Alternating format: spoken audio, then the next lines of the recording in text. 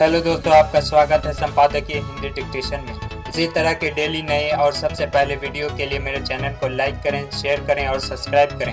Bell icon पर click करें ताकि हमारे वीडियो के नोटिफिकेशन आपको सबसे पहले मिल जाए। डिक्टेशन स्टार्ट करते हैं। 5, 4, 3, 2, 1 स्टार्ट।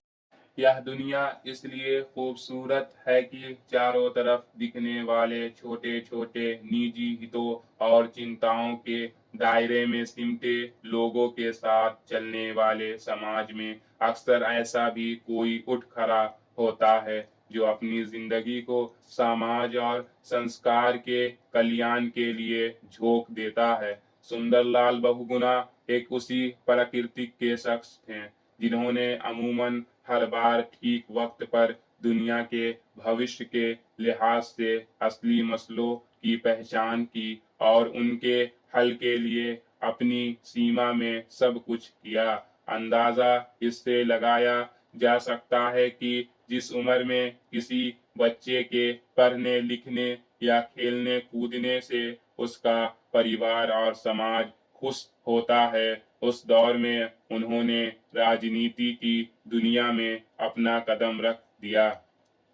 उत्तराखंड के टिहरी में 9 जनवरी 1927 को जन्मे सुंदरलाल बहुगुणा ने महज 13 साल की उम्र में गांधी जी की प्रेरणा से यह तय कर लिया कि कैसे अहिंसा के रास्ते पर चलकर देश और समाज की समस्याओं का हल करना है। उनकी खास बात यह थी कि उन्होंने मनुष्य और समाज की समस्याओं की असली जड़ों की पहचान की, खास तौर पर समाज के कमजोर तबकों और पर्यावरण के सवाल पर।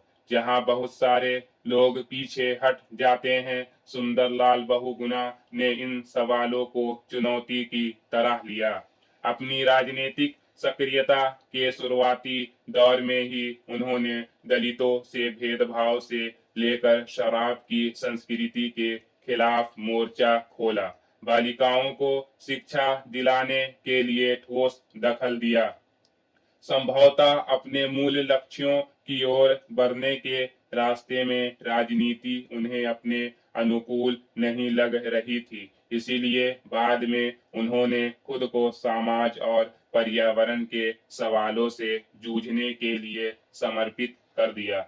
1970 के दशक में उन्होंने पेड़ बचाने के लिए जिस अभियान की शुरुआत की थी, उसकी अहमियत से आज दुनिया वाकिफ है। यह वही दौर था जब एक तरफ प्रदूषण बढ़ने को लेकर चिंता जताई जा रही थी और दूसरी ओर पेड़ों को काटे जाने का खेल भी चल रहा था। सुंदरलाल बहुगुणा ने इसका तीखा विरोध किया, लेकिन उनके विरोध का जो तरीका था वह आज इतिहास में दर्ज एक सुनहरा अध्याय बन चुका है। पेड़ों को बचाने के लिए शुरू हुआ चिपकू आंदोलन को उन्होंने जो विस्तार दिया या हिमालय के रक्षक के तौर पर 5000 किलोमीटर की पद यात्रा की, वह पर्यावरण के क्षेत्र में उनके अप्रतिम योगदान का उदाहरण है। विकास के नाम पर टिहरी जैसे बांधों के खतरों को लेकर उन्होंने अपने आंदोलन के दौरान जिस तरह की चेतावनियां दी थी, वे पहाड़ी इलाकों में होने वाली हर उथल पुथल के वक्त अपना महत्व बताती रही हैं।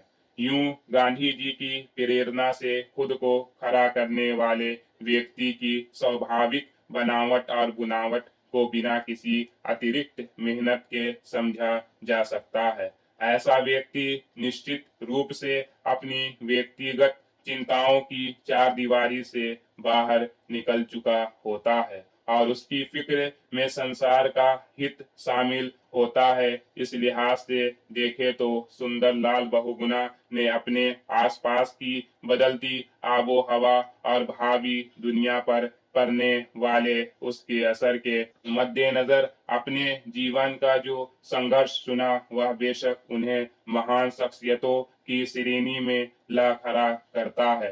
धरती, पहाड़ और पर्यावरण का जीवन बचाने की उनकी लड़ाई के पीछे दरअसल मनुष्य को बचाने की ही भूख थी। उन्होंने धरती की पुकार सहित कई किताबें लिखी थीं और उन्हें पर्यावरण के क्षेत्र में योगदान के लिए कई बेहद अहम पुरस्कारों से नवाजा गया। मगर जब व्यक्ति खुद को दुनिया के हित के लिए अर्पित कर देता है, तब वह शायद सभी पुरस्कारों से श्रेष्ठ हो जाता है।